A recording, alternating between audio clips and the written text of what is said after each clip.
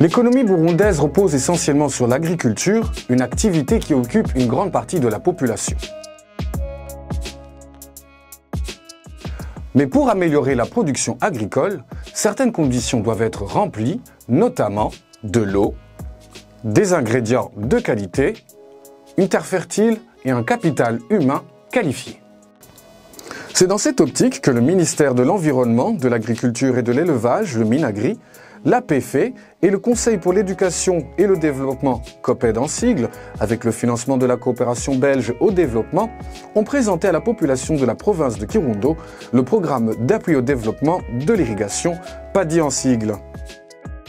Le Burundi possède plusieurs atouts. Une fois valorisé et bien organisé, il pourrait largement contribuer et de manière durable à l'augmentation de la production et de la productivité agricole.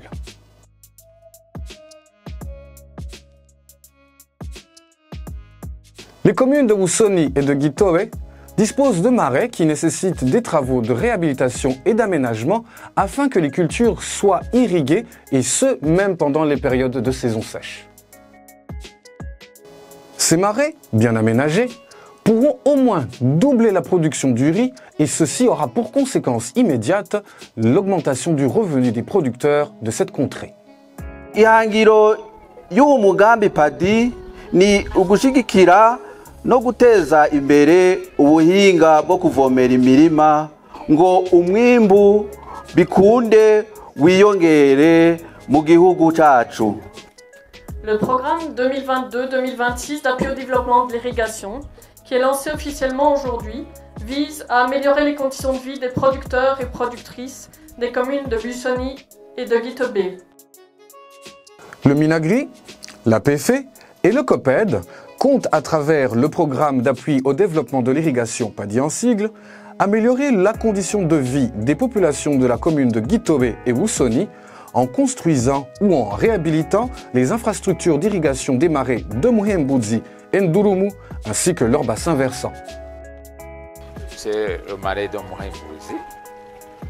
Il a été d'abord avant aménagé par notre institution, c'était CRS, c'était en 2005 je crois. Maintenant on voudrait faire une réhabilitation.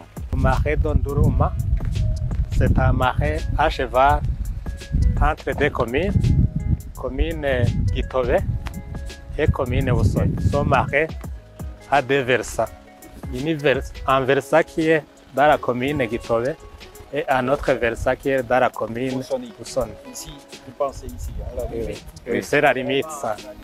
L'aménagement de ces marais profitera de façon durable à 3000 ménages dans les deux communes de la province de Kirundo.